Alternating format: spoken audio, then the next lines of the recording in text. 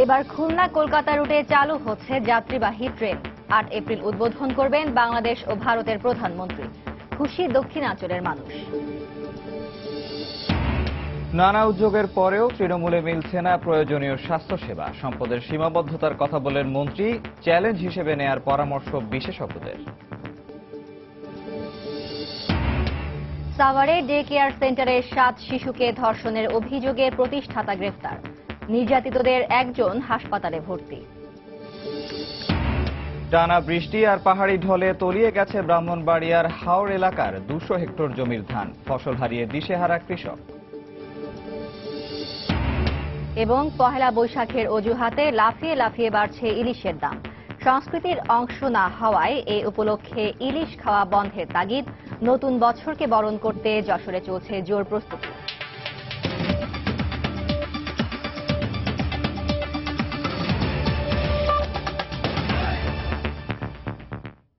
বাংলার সময়ের সঙ্গে আছে আমি নিয়ামতুল্লাহ বাবু এবং আমি ফারজানা মুমু। দীর্ঘ 43 বছর পর আবারও খুলনা কলকাতা রুটে চালু হচ্ছে যাত্রীবাহী ট্রেন। কাল প্রধানমন্ত্রী শেখ হাসিনা ও ভারতের প্রধানমন্ত্রী নরেন্দ্র মোদী নয়াদিল্লি থেকে ভিডিও কনফারেন্সের মাধ্যমে মৈত্রী ট্রেনের পরীক্ষামূলক যাত্রার উদ্বোধন করবেন। ট্রেনটি কবে নাগাদ নিয়মিত যাত্রী নিয়ে চলাচল করবে তা এখনও চূড়ান্ত হয়নি। এই ট্রেন চালুর সিদ্ধান্তকে ইতিবাচক হিসেবে দেখছেন দক্ষিণাঞ্চলের মানুষ। তরিকুল ইসলামের রিপোর্ট, ক্যামেরায় ছিলেন নিয়ামুল হোসেন কোচি।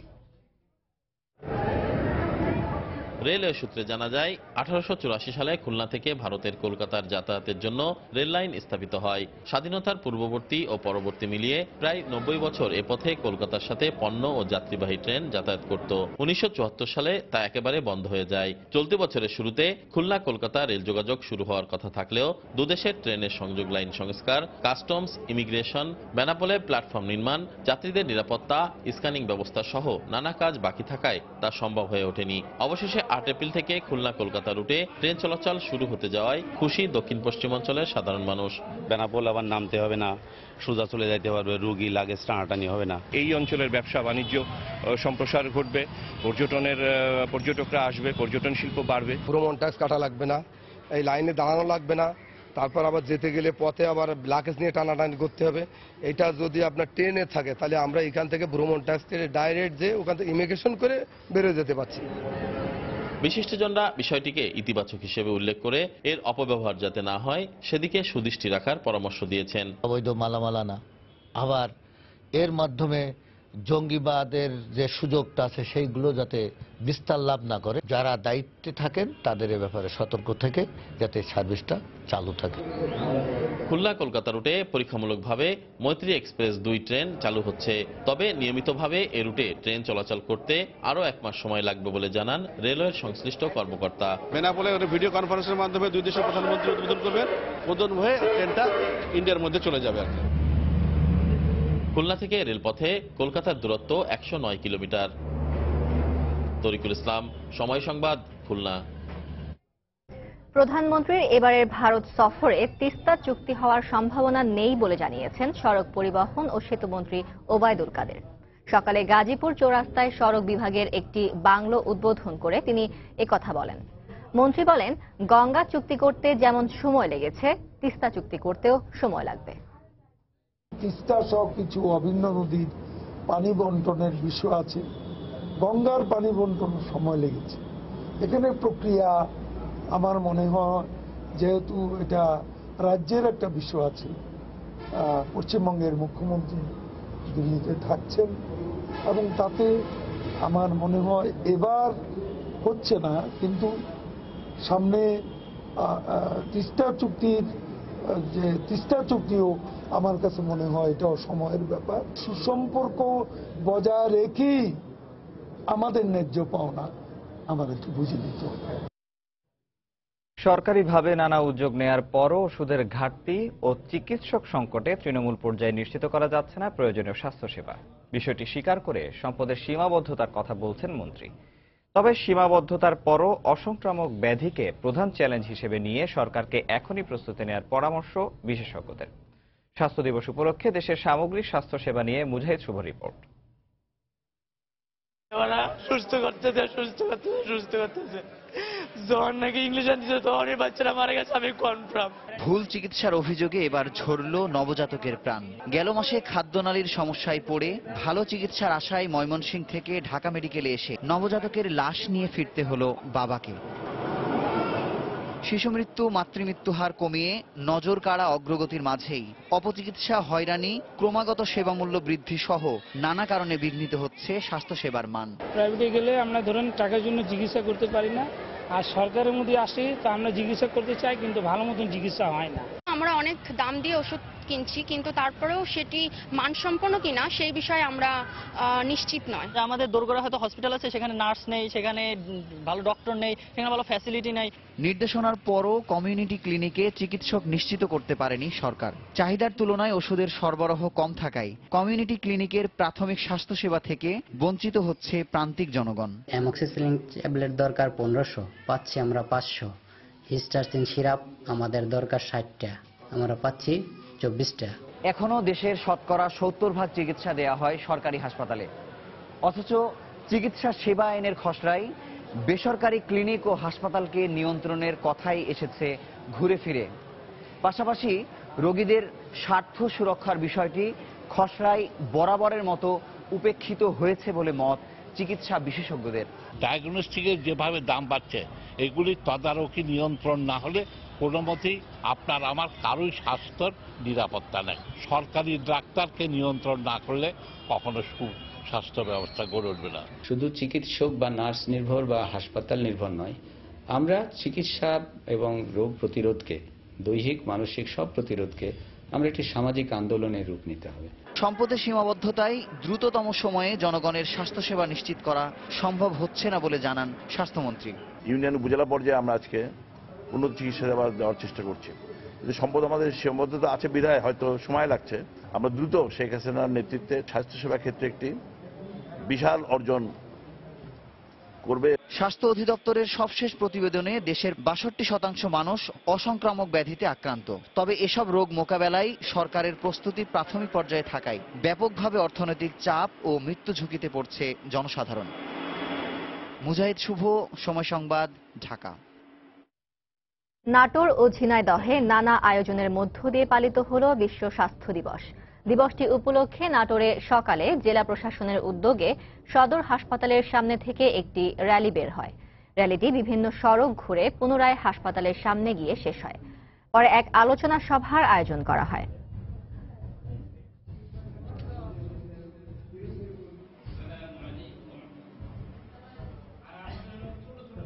এদিকে ঝিনাইদহ জেলা স্বাস্থ্য বিভাগের উদ্যোগে সিভিল সার্জন কার্যালয়ের সামনে থেকে একটি র্যালি বের করা হয়। পরে সিভিল সার্জনের সম্মেলন কক্ষে আলোচনা সভা অনুষ্ঠিত হয়। এতে জেলা প্রশাসন, পুলিশ প্রশাসন ও চিকিৎসক সহ বিভিন্ন শ্রেণী পেশার মানুষ অংশ নেন।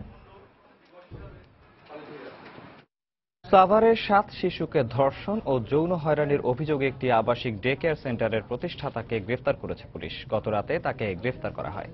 নির্যাতিত শিশুদের একজনকে ঢাকা মেডিকেল কলেজ হাসপাতালের ওয়ান স্টপ ক্রাইসিস সেন্টারে ভর্তি করা হয়েছে। অভিভাবকরা জানান, গত জানুয়ারি মাসে আশুলিয়ার কুরগাঁও এলাকার আমির মডার্ন স্কুল ডে নামে ডে কেয়ার সেন্টারে সন্তানদের ভর্তি করান তারা। এরপর থেকেই ওই ডে কেয়ারের প্রতিষ্ঠাতা ও শিক্ষক আমির হোসেন শিশুদের যৌন হয়রানি করে আসছিল বলে অভিযোগ তাদের। সবশেষ গতকাল 9 বছরের এক শিশুকে ধর্ষণ করলে শিশুটি তার পরিবারকে বিষয়টি জানায়। এরপর অন্য 6 শিশুকে যৌন হয়রানির ঘটনারও প্রমাণ পান অভিভাবকরা। পরে থানায় খবর দিলে আমির হোসেনকে গ্রেফতার করে পুলিশ। ধর্ষণের ঘটনায় আশুলিয়া থানায় একটি মামলা করেছেন নির্যাতিত শিশুর পরিবার। বিভিন্ন সময়ে বিভিন্ন ছাত্রীকে যৌন হয়রানি করা হয়েছে, পরীক্ষায় পাশ করিয়ে দেওয়ার প্রলোভন দেখিয়ে ছোট ছোট বাচ্চাদের, এর মধ্যে 8 থেকে 11 বছরের বাচ্চাদের।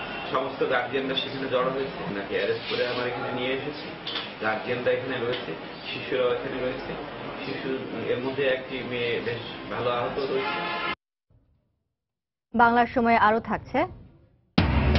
নারায়ণগঞ্জ ও কুমিল্লা থেকে নব্য জেএমবির সারোয়ার তামিম গ্রুপের 8 সদস্য আটক। চাঁপাইনবাবগঞ্জে আমবাগান থেকে উদ্ধার হওয়া বোমা নিষ্ক্রিয় করেছে র্যাব। কয়েকদিনে টানা বর্ষণ আর পাহাড়ি ঢলে ব্রাহ্মণবাড়িয়ার 5টি হাওর এলাকার অন্তত 200 হেক্টর জমির ধান পানিতে তলিয়ে গেছে। মৌসুমের একমাত্র ফসল হারিয়ে দিশেহারা কৃষক। কৃষি বিভাগ ক্ষতিগ্রস্ত কৃষকদের সহায়তার আশ্বাস দিয়েছে। জুলির রহমানের ছবি এবং উজ্জ্বল চক্রবর্তীর তথ্য নিয়ে ডেস্ক রিপোর্ট। গত কয়েকদিনে টানা বৃষ্টি আর উজান থেকে নেমে আসা পাহাড়ি ঢলে হাওর বেষ্টিত ব্রাহ্মণবাড়িয়া নাসিরনগর উপজেলার মেদির হাওর, গোয়ালনগর ইউনিয়নের উত্তর গাভীর হাওর, পাতালপুর হাওর, ভলাকোট ইউনিয়নের লবঙ্গ হাওর ও চাতালপাড় ইউনিয়নের বাগাইয়া হাওরের বিস্তীর্ণ ধানের জমি পানিতে তলিয়ে গেছে। বছরের একমাত্র ফসল হারিয়ে অসহায় কৃষকেরা। মনে হইতাম না, দানা পাইতাম না, গরু বছর কি দেখালাম বা আমরা কি দেখাম। কৃষকেরা ইয়াটার উপরই আমরা নির্ভর না, আমরা কি উপায়, অনেক কি অবস্থা, বাচ্চা কাচ্চা নেই, কিভাবে চলো এটা আমরা মাথা ধরে না। ধানের মাঝে দুধ হয়েছে না, তো এইভাবে কি করে কাটতে নিতাম, হইতো কি কাটতে নিলে কি কাম হইব, কোনো কাজ হতো না। জেলা কৃষি বিভাগ ক্ষতিগ্রস্ত কৃষকদের সহযোগিতার জন্য তালিকা প্রণয়ন করা সহ সব ধরনের সহযোগিতার আশ্বাস দেয়। ক্ষতিগ্রস্ত কৃষকদের আমরা তালিকা প্রস্তুতের কাজ চলছে এবং ক্ষয়ক্ষতির পরিমাণ নির্ধারণের কাজ চলছে। পরবর্তীতে আমরা ওইসব এলাকা ক্ষতি পোষণ নেওয়ার জন্য যে সকল ফসল আবাদ করা যায় সে সকল ফসল আবাদের জন্য আমরা কর্মসূচি গ্রহণ করব। কৃষি সম্প্রসারণ অধিদপ্তরের তথ্য অনুযায়ী চলতি বোরো মৌসুমে ব্রাহ্মণবাড়িয়া জেলায় 1,11,000-এর বেশি হেক্টর জমিতে ধানের আবাদ হয়েছে, যা থেকে 4,23,000 মেট্রিক টন চাল উৎপাদনের লক্ষ্যমাত্রা নির্ধারণ করা হয়েছে।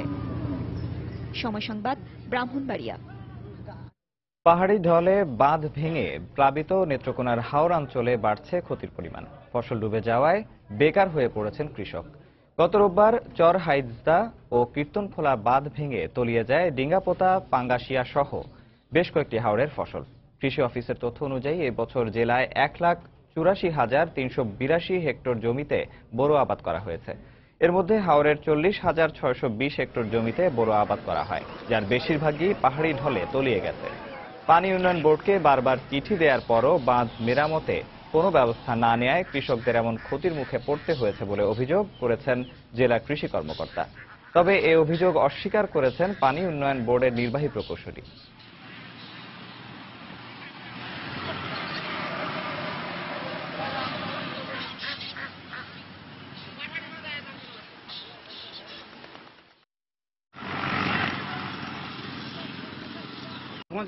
ঋণ মানে আমরা এই ঋণ কিভাবে দিয়ে আমার পোলাপান দিয়ে কি খাওয়াইম। আমার তো 2 আড়া জমি আছেন, সব শেষ। অন গরু বাজ উঠে কিবা হাল বা 5টা গরু, এটা চিন্তাটা লাগছে ভাই। পানি উন্নয়ন বোর্ডের যে সময়সীমা ছিল ফেব্রুয়ারি মাসের শেষ অথবা মার্চের প্রথমে, এটা হলে পরে এত বড় ক্ষতি হইতো না। এলাকাগুলো চিহ্নিত করে এই এলাকাগুলোকে ব্লক দিয়ে আরমাট করে দেওয়ার একটা প্রকল্প অলরেডি দাখিল করেছি। 1 মাসের মধ্যেই এটা অনুমোদিত হলে আগামী বছর যদি আমরা ওই কাজগুলাকে ব্লক দিয়ে আরমাট করে করতে পারি, তাহলে এই ডুবন্ত বাঁধগুলা হয়তো ভবিষ্যতে আর ওইভাবে হবে। দর্শক, এই বিষয়ে কথা বলতে আমাদের সিলেট ব্যুরোতে উপস্থিত আছেন পরিবেশ ও হাওর উন্নয়ন সংস্থার সভাপতি কাশ্মীর রেজা। আমরা সরাসরি কথা বলবো তার সঙ্গে। জনাব কাশ্মীর রেজা, আপনাকে স্বাগত। ব্রাহ্মণবাড়িয়া, সুনামগঞ্জ সহ হাওড় এলাকায় প্রতি বছরই এই সময় ফসল পানিতে তলিয়ে যায়, ব্যাপক ক্ষতির মুখে পড়েন কৃষক। তবে তারপরেও কেন আগে থেকে ব্যবস্থা নেওয়া হয় না, আপনার এই ব্যাপারে আসলে মতামতটা জানতে চাচ্ছি আমরা। আসলে প্রতি বছর 28 ফেব্রুয়ারির মধ্যেই পিআইসি বা প্রকল্প বাস্তবায়ন কমিটির যে বাঁধগুলো আছে সেই বাঁধগুলো শেষ করার কথা এবং 31 মার্চের মধ্যে শেষ করার কথা ঠিকাদারদের বাঁধগুলো। কিন্তু আমরা দেখি যে 31 মার্চ বা 28 ফেব্রুয়ারির মধ্যে অর্ধেক বাঁধের কাজও শুরু হয়নি। আপনি খুব অবাক হবেন শুনে যে নির্ধারিত সময়ের মধ্যে অনেক বাঁধের কাজ শুরুও হয় না, শেষ হবে তো দূরের কথা। এখন এটা কেন হয় সেটা আমরা বিভিন্নভাবে তথ্য নিয়ে যেটা দেখেছি যে তারা বলে থাকেন, একটা বিষয় হলো যে নির্ধারিত সময়ের মধ্যে অর্থ ছাড় হয় না, ঠিকাদাররা নির্ধারিত সময়ের মধ্যে অর্থ পান না বলে তারা একটা অভিযোগ করেন। আরেকটা বিষয় মোটামুটি যেটা জানা যায় যে পরিপূর্ণ অর্থটা পাওয়া যায় না, এখানে অনেক দুর্নীতির কথাও আমরা শুনে থাকি। তো তারা সময় মতো অর্থ পান না এবং আমরা মনে করি ঠিকাদারদের এবং পিআইসিতে যারা থাকেন তাদের একটা উদাসীনতা আছে। ইভেন আমরা মনে করি যে প্রশাসনেরও এখানে উদাসীনতা সুস্পষ্ট। আমি নিজে বাঁধের পাড়ে গিয়ে যখন দেখলাম যে বাঁধের কাজ হচ্ছে না, প্রশাসনের সাথে যোগাযোগ করেও তারা তাদের অসহায়ত্বের কথা জানিয়েছেন। তাহলে আমরা বলবো যে এইখানে এদের নিশ্চয়ই কোনো খুঁটির জোর আছে আমাদের ঠিকাদার যারা আছেন এবং নির্ধারিত সময়ের মধ্যে এই জন্য তারা করছেন না, প্রশাসনও তাদের অসহায়ত্ব প্রকাশ করছে। তো নির্ধারিত সময়ের মধ্যে যদি বাঁধ না হয় তাহলে বাঁধের যে মাটিগুলো সেগুলো খুব নরম থাকে এবং অতি সহজেই পানির ধাক্কায় বাঁধগুলো ভেঙে যায়, যার জন্য নির্ধারিত সময়ের মধ্যে বাঁধ করা অত্যন্ত জরুরি এবং এ ব্যাপারে সংশ্লিষ্ট মহলের সুদৃষ্টি কামনা করছি। আর এক্ষেত্রে যদি আমরা বলি যে এই যে তারা বারবার ক্ষতিগ্রস্ত হচ্ছে, তো কৃষকদের যে ক্ষতি সেটা পুষিয়ে নিতে আসলে কি ধরনের উদ্যোগ নেওয়া যেতে পারে বলে আপনি মনে করেন?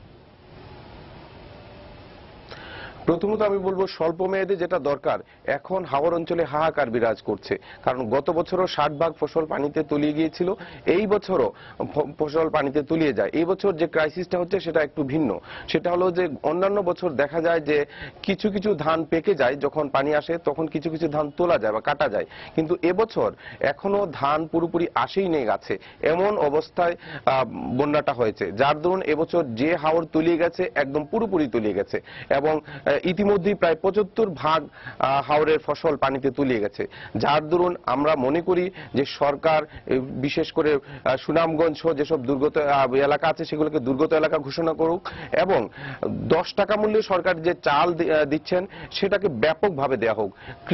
হাওর অঞ্চলে অন্তত 80% পরিবারকে আমি মনে করি 10 টাকা মূল্যের চাল দেওয়া উচিত এবং যেসব জলাশয়গুলো রয়েছে সেই জলাশয়গুলোকে উন্মুক্ত করে দিতে হবে যাতে সাধারণ জেলেরা সেখানে মাছ ধরতে পারেন। এবং দীর্ঘমেয়াদে আমি মনে করি যে এখানে নদী খনন করা ছাড়া কোনো বিকল্প নেই, কারণ পানি আসবেই, নদী খনন করতে হবে। নদী যদি খনন করা হয় তাহলে একই সাথে পাড়গুলো, হাওরের যে পাড়গুলো আছে, যে বেড়িবাঁধগুলো, সেগুলো বাধা হয়ে যায় এবং পানি তার প্রবাহ নদী দিয়ে যেতে পারে এবং যে দুর্নীতি ও নিয়ম হচ্ছে সেগুলোর বিচার করতে হবে, কারণ প্রতি বছরেই বাঁধ ভাঙে, প্রতি বছরেই দুর্নীতি হয়, আমরা বলি কিন্তু কোনো বিচার হয় না। সেই জন্য আমি মনে করি যে বাঁধে অনিয়মটা হয়েই যাচ্ছে, যার জন্য দুর্নীতি অনিয়মের বিচার করতে হবে। এবং সর্বশেষ আমি মনে করি মাননীয় প্রধানমন্ত্রীর দৃষ্টি এখানে যদি আমরা চাই, মাননীয় প্রধানমন্ত্রী যদি দৃষ্টি দেন তাহলে এটাকে বিশেষ গুরুত্ব দিয়ে, যেমন পদ্মা ব্রিজ হচ্ছে বিশেষ গুরুত্ব দিয়ে, তেমনি ভাবে এই হাওর অঞ্চলে 2 কোটি মানুষের জীবনী জীবিকার প্রশ্ন যেখানে আছে সেখানে অবশ্যই বিশেষ গুরুত্ব দিতে হবে, কারণ খাবার খোরাক যদি মানুষের না থাকে তাহলে মানুষের জীবন একদম দুর্বিষহ হয়ে ওঠে। তো 2 কোটি হাওরবাসীর জীবন ও জীবিকার প্রশ্নে আমরা মনে করি মাননীয় প্রধানমন্ত্রীর আমরা সাহায্য চাই এবং তিনি সেবার বিশেষ উদ্যোগ নিলে এই সমস্যার সমাধান হতে পারে। জনাব কাশ্মীর রাজা, আপনাকে অসংখ্য ধন্যবাদ আমাদের সাথে যোগ দেওয়ার জন্য। আমাদের সাথে এতক্ষণ সিলেট ব্যুরো অফিস থেকে সরাসরি যোগ দিয়েছিলেন পরিবেশ ও হাওর উন্নয়ন সংস্থার সভাপতি কাশ্মীর রেজা। জাতীয় পার্টির চেয়ারম্যান হুসেইন মোহাম্মদ এরশাদ বলেছেন, আগামীতে আওয়ামী লীগ ও জাতীয় পার্টি দেশ পরিচালনা করবে। যে সরকার দেশের উন্নয়ন করবে, জনগণ সেই সরকারকেই ক্ষমতায় দেখতে চায়। সকালে ভোলায় জাতীয় পার্টির দ্বিবার্ষিক সম্মেলনে বক্তব্য রাখেন তিনি। এ সময় এরশাদ আরো বলেন, জোটের মাধ্যমে শক্তি বৃদ্ধি করে জাতীয় পার্টি ক্ষমতায় যেতে চায়। আওয়ামী লীগ আর জাতীয় পার্টি দেশ পরিচালনা করবে, তার অর্থ আমরা আর কাউকে দেখতে চাই না, আমরা দুজনেই দেশে পরিচালনা করব। মাঝখানে সরকার ছিল, সে সরকারের কথা আমরা জানি, মানুষকে নিপীড়িত করেছে, নির্যাতিত করেছে, পুড়িয়ে মেরেছে, ওই সরকার আমাদের প্রয়োজন নাই। আমরা চাই সেই সরকার, যে সরকার জনগণের পাশে দাঁড়িয়ে তাদের উন্নতি করবে, আমরা জোট করব। অর্থাৎ আমার দলকে শক্তিশালী করার জন্য আমি সর্বোচ্চ চেষ্টা করছি। এর অর্থ নয় সরকারের বিরুদ্ধে, আমার দলকে শক্তিশালী করার জন্য আমরা সর্বোচ্চ চেষ্টা চালিয়ে যাচ্ছি।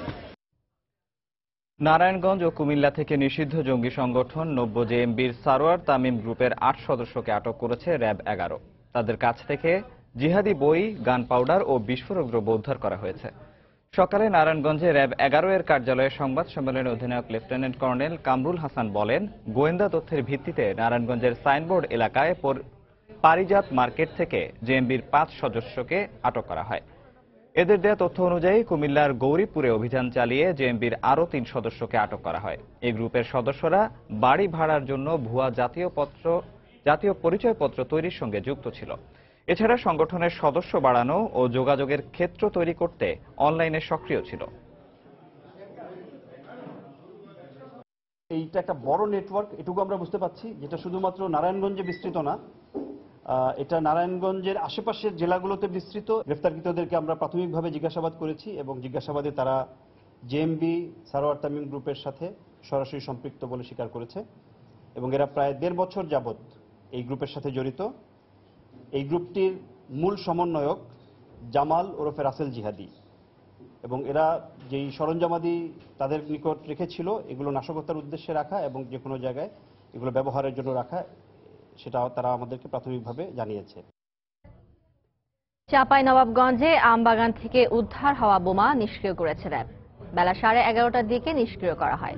র্যাব 5-এর অধিনায়ক লেফটেন্যান্ট কর্নেল মাহবুব আলম জানান, গতকাল চাঁপাইনবাবগঞ্জ শহরের বিদিরপুরে কুড়িয়ে পাওয়া ককটেল বিস্ফোরণে এক শিশু আহতের পর ওই এলাকায় অভিযান চালানো হয়। স্থানীয় একটি আমবাগানে খড়ের স্তূপে তল্লাশি চালিয়ে একটি বোমা, 8টি ককটেল ও 8টি দেশীয় অস্ত্র উদ্ধার করে র্যাব। সকালে ঘটনাস্থলে গিয়ে বোমার বিস্ফোরণ ঘটায় বোম ডিসপোজাল ইউনিট। বড় ধরনের নাশকতার জন্য উচ্চ ক্ষমতা সম্পন্ন বিস্ফোরক ও দেশীয় অস্ত্র মজুত করা হয়েছিল বলে ধারণা করছে র্যাব। বোমা সন্ধান পাওয়ার পর আমরা এলাকাটিকে কর্ডন করে রাখি এবং রাজশাহী থেকে খুব দ্রুত আমরা বোম ডিসপোজাল পার্টি এখানে পাঠাই এটাকে আইডেন্টিফাই করার জন্য যে এটা কতটুকু বিপজ্জনক।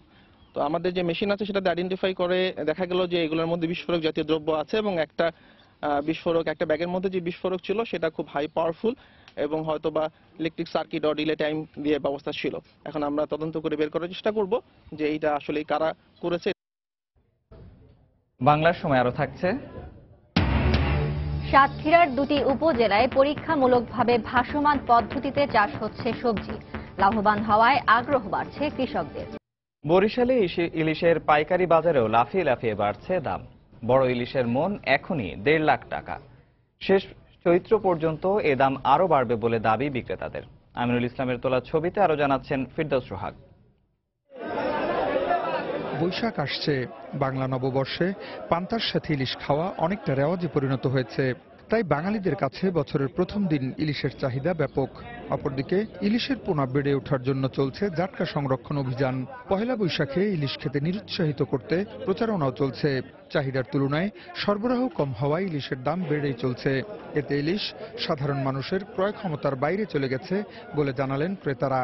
যে ইলিশ নর্মালি 400 টাকা কেজি হয়, ওটা এখন 1000 টাকার উপরে দাম চেয়ে বসতেছে। যে মাছটা 2000 টাকা 2100 টাকা, এটা থাকা উচিত 1400-1500 টাকা। অনেকক্ষণ যাবত ঘোরাঘুরি করতেছে কিন্তু ইলিশের দাম এত বেশি যে কিনতে পারিনি। এদিকে 30 চৈত্র পর্যন্ত ইলিশের দাম বাড়া অব্যাহত থাকবে বলে জানালেন ইলিশের পাইকারি বিক্রেতারা। পয়লা বৈশাখ উপলক্ষে ইলিশের চাহিদা বাড়ে স্বাভাবিকের চেয়ে কয়েক গুণ। বরিশালে এই পাইকারি বাজার থেকে ঢাকা সহ দেশের বিভিন্ন স্থানের ক্রেতারা এ সময় ইলিশ সংগ্রহ করে। সুধীজনরা বলছেন, ইলিশ রক্ষায় পহেলা বৈশাখ ইলিশ খাওয়ার রেওয়াজ বন্ধ করা উচিত। পয়লা বৈশাখ বাঙালির জন্য অত্যন্ত আনন্দের দিন। এদিনে আনন্দ উপভোগ করা যেতে পারে নানা আয়োজনে। এদিনে ইলিশ খাওয়া বাঙালি সংস্কৃতির কোনো অংশ নয়, তাই ইলিশ রক্ষার স্বার্থে এদিনে ইলিশ না খাওয়াই উত্তম। বরিশাল ইলিশের পাইকারি বাজারে 1.5 কেজি পর্যন্ত ইলিশের প্রতি মনের দাম 1.5 লাখ টাকা। 1 কেজি 200 গ্রাম ইলিশের মন 1,20,000 টাকা। 1 কেজি ইলিশের মন 90,000 এবং 800 থেকে 900 গ্রাম পর্যন্ত ইলিশের মন 60,000 টাকা। স্বাভাবিক সময়ের চেয়ে এখন ইলিশের দাম প্রায় দ্বিগুণ। ফিরদৌস সোহাগ, সময় সংবাদ, বরিশাল। যশোরে বাংলা নববর্ষকে বরণ করতে ঐতিহ্যবাহী লোকজ নানা আচার অনুষ্ঠানের আয়োজনে ব্যস্ত সময় পার করছেন জেলার সংস্কৃতি কর্মীরা। বর্ষবরণ উৎসবকে নির্বিঘ্ন করতে বিশেষ নিরাপত্তা ব্যবস্থা নেওয়া হবে বলে জানিয়েছে পুলিশ। জুয়েল মৃধার পাঠানো তথ্য ও আবুল কালাম আজাদের ছবি নিয়ে ডেস্ক রিপোর্ট। নৌকা, ময়ূর, কচ্ছপ, ইঁদুর ও পুতুল সহ মঙ্গল শোভাযাত্রার নানা উপকরণ তৈরিতে ব্যস্ত সময় পার করছেন যশোরের চারুপীঠ আর্ট রিসার্চ ইনস্টিটিউটের শিল্পীরা। চলছে বিভিন্ন ধরনের মুখোশ তৈরির কাজ। শিল্পীর তুলির রঙিন আঁচড়ে জীবন্ত হয়ে উঠছে মঙ্গল শোভাযাত্রার অন্যতম এসব অনুষঙ্গ। এইবারের মঙ্গল শোভাযাত্রা আরো বৈচিত্র্যপূর্ণ, আরো সুন্দরভাবে আমরা দেশবাসীর কাছে আমরা উপস্থাপন করতে পারবো, এটা আমরা আশা রাখছি। নাচ, গান ও কবিতা আবৃত্তির মহড়ায় ব্যস্ত উদীচী শিল্পী গোষ্ঠীর শিল্পীরা। বর্ষবরণকে উৎসবে পরিণত করতে প্রস্তুতি চলছে তাদের। পিছিয়ে নেই জেলার অন্য সাংস্কৃতিক সংগঠনগুলো, তারাও সমান তালে চালিয়ে যাচ্ছেন নাচ গানের মহড়া। আমরা প্রায় 1 মাসের অধিক কাল সময় ধরে এর মহড়া করছি। এখনো বিভিন্ন বিভাগের প্রতিদিনই কোনো না কোনো বিভাগের রিহার্সাল চলছে। এবছর বিশেষ করে থাকবে যে বাল্যবিবাহ বিরোধী একটি শিশুদের গীতিনৃত্য নাট্য এবং বাংলা গানের সকল ধারার মধ্যেই বিশেষ করে আদি যে সঙ্গীত কীর্তনাঙ্গের গান কীর্তন। বর্ষবরণ উৎসবকে নির্বিঘ্ন করতে প্রশাসনের সহযোগিতা কামনা করেছেন জেলার সাংস্কৃতিক কর্মীরা। তবে অন্য বছরের তুলনায় এবার বিশেষ নিরাপত্তা ব্যবস্থা নেওয়া হবে বলে জানায় পুলিশ। আমাদের এই প্রস্তুতিটা আমরা যাতে সুন্দরভাবে দর্শকের মাঝে উপস্থাপন করতে চাই, সেজন্য আমাদের অনুষ্ঠানটা রাত 10টা পর্যন্ত করতে দেওয়ার জন্য দৃঢ় দাবি জানাচ্ছি। পৌর পার্কে আমাদের জেলায় মূল অনুষ্ঠানটি হয়ে থাকে, ওটাকে আমরা সিসি ক্যামেরা এবং আর্চওয়ের আওতায় নিয়ে আসব। আমাদের প্রায় 600-র উপরে সদস্য নিয়োজিত থাকবে। যশোরে 21টি সাংস্কৃতিক সংগঠন 4ঠা বৈশাখ পর্যন্ত আলাদাভাবে বৈশাখী উৎসব উদযাপনের প্রস্তুতি নিচ্ছে। সময় সংবাদ, যশোর। সাতক্ষীরায় যৌতুকের দাবিতে টুম্পা নামে এক গৃহবধূকে পিটিয়ে হত্যার অভিযোগ উঠেছে স্বামীর বিরুদ্ধে। এই ঘটনায় অভিযুক্ত ফারুককে আটক করেছে পুলিশ। এলাকাবাসী জানান 2 বছর আগে সদর উপজেলার ফারুক হোসেনের সঙ্গে ইয়াসমিন হোসেন টুম্পার বিয়ে হয়। স্বজনদের অভিযোগ, বিয়ের পর থেকে বিভিন্ন সময়ে যৌতুকের জন্য ইয়াসমিনকে চাপ দেয় ফারুক।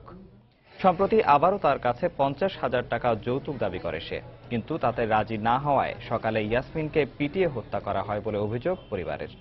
পরে তাকে সাতক্ষীরা সদর হাসপাতালে ফেলে রেখে পালিয়ে যায় সে। খবর পেয়ে হাসপাতালে গিয়ে লাশ শনাক্ত করেন ইয়াসমিনের পরিবার। পরে অভিযুক্ত ফারুককে আটক করে পুলিশ। দেখি সোজা চলে গেছে, যে আমার কাছে ফোন দিয়েছে যে চলে আসেন আপনার মেয়ে নেই। আবার পরবর্তীতে ওর বাসায় দিয়ে দেখি আমি যে ওর ঘরে বড় লাঠি, সেই লাঠি দিয়ে ওর মারধর করিয়েছে।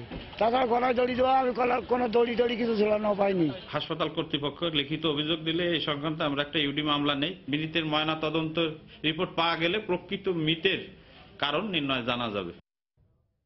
পটুয়াখালীর দুমকি উপজেলায় ছাত্রলীগের নতুন কমিটি বাতিলের দাবিতে বিক্ষোভ করেছে নেতাকর্মীরা।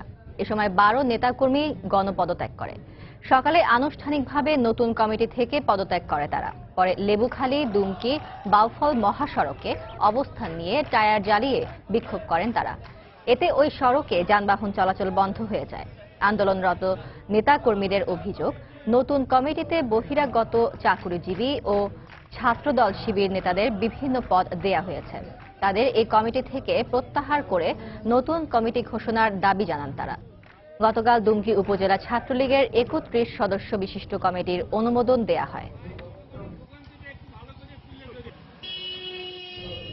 ভাসমান পদ্ধতিতে সবজি চাষ করে লাভবান হচ্ছেন সাতক্ষীরার তালা ও কলারো উপজেলার চাষিরা। নদী ভরাট হয়ে যাওয়ার ফলে 2 উপজেলার 20টি গ্রামে বছর জুড়েই থাকে জলাবদ্ধতা। ফলে এসব এলাকায় গত 7-8 বছর ধরে সবজি কিংবা ফসল ফলানো সম্ভব হয়নি। তবে 2016 সালে একটি বেসরকারি সংস্থার উদ্যোগে বিশেষ প্রকল্পের আওতায় কৃষকদের ভাসমান পদ্ধতিতে সবজি চাষের ব্যাপারে প্রশিক্ষণ দেয়া হয়। এর ফলে জলাবদ্ধ এসব জমিতে কচুরিপানা দিয়ে 30 মিটার লম্বা বেড তৈরি করে সবজি চাষ শুরু করেন কৃষকরা। ভাসমান পদ্ধতিতে লাল শাক, কলমি শাক, শসা, লাউ সবজি চাষ করে নিজেদের চাহিদা মিটিয়ে স্থানীয় বাজারে বিক্রি করছেন চাষিরা। এ পদ্ধতিতে সারা বছরই সবজি চাষ সম্ভব। এছাড়া স্বল্প খরচ ও সারমুক্ত হওয়ায় এসব সবজির চাহিদা দিনের পর দিন বেড়েই যাচ্ছে। এদিকে কৃষি সম্প্রসারণ অধিদপ্তরের পক্ষ থেকেও সব রকমের সহযোগিতা করা হচ্ছে বলে জানিয়েছে কৃষকরা। গেল বছর পরীক্ষামূলকভাবে 170 হেক্টর জমির মধ্যে 10 হেক্টর জমিতে সবজি চাষ হলেও এবছর তা বেড়েছে।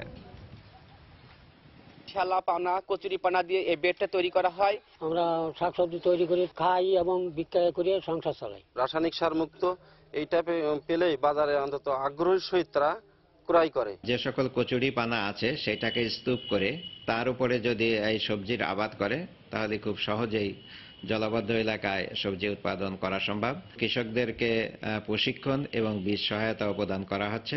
চট্টগ্রামে আব্দুস সোবহান রাহাত আলী উচ্চ বিদ্যালয়ের 97তম ব্যাচের শিক্ষার্থীদের পুনর্মিলনী অনুষ্ঠিত হয়েছে। সকালে অনুষ্ঠানের উদ্বোধন করেন বিদ্যালয়টির প্রধান পৃষ্ঠপোষক আকিজ উদ্দিন। এ সময় শিক্ষক শিক্ষার্থীদের পদচারণায় মুখর হয়ে ওঠে স্কুল মাঠ। পরে সেখান থেকে বিভিন্ন ব্যানার ও প্ল্যাকার্ড নিয়ে র্যালি বের করেন শিক্ষক শিক্ষার্থীরা। বিভিন্ন সড়ক ঘুরে র্যালিটি স্কুল মাঠে গিয়ে শেষ হয়।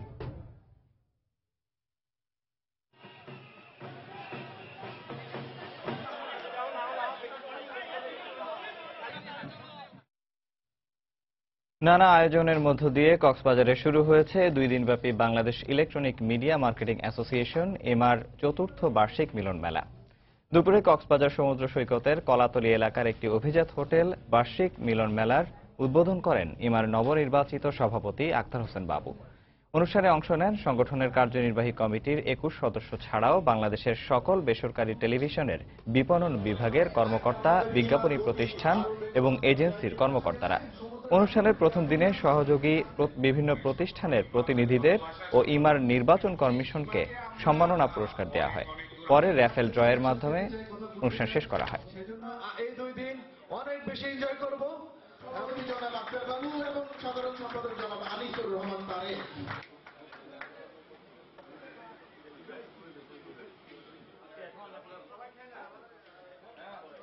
মিডিয়া মার্কেটিং এ যারা আসলে প্রত্যেকটা টেলিভিশনের চালিকা শক্তির ব্যবস্থা করে থাকে তারাই আসলে হচ্ছে এই ইমার মেম্বার, এবং ইমার অনেক কাজ আছে সামনের দিনগুলোতে।